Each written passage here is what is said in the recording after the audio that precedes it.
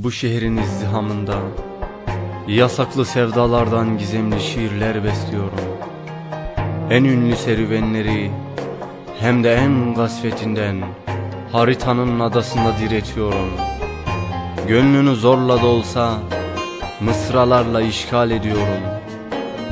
Biliyor musun, biliyor musun, hüznün kıyısında ben yine şiirin notasına adresini ve yaralarını döşüyorum.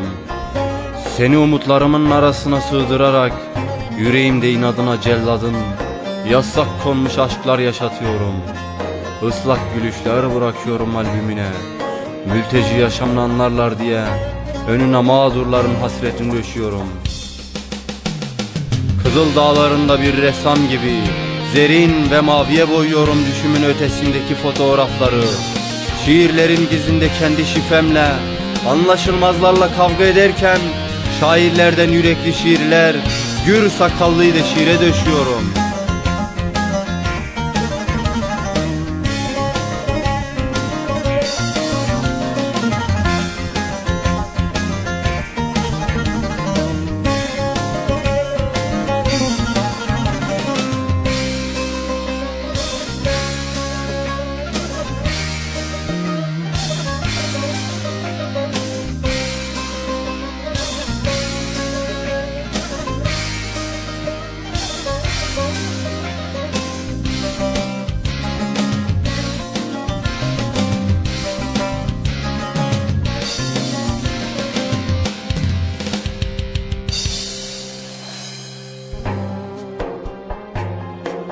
Anlamazların inadına alacak karanlıklarında şafakların nöbetindeyim.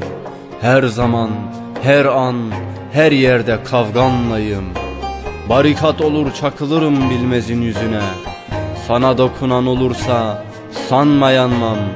Önce ben ölürüm, belanın aynı adıyım ben. Dokunsalar vurur da öyle geçerim.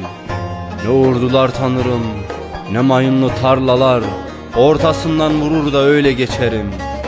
Ben bu sevdayla, yaralı bir yürekle de yaşarım.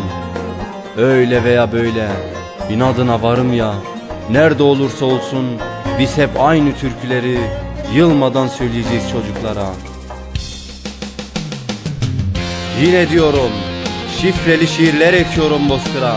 Öfkeme avaz avaz şarkılarla, ihanete kurşunla, sürgüne kamçılarla. Yarınlara öyle yürekliyim ki düşüme yasak konmuş bir evren döşüyorum. Var mı diyeceğim be?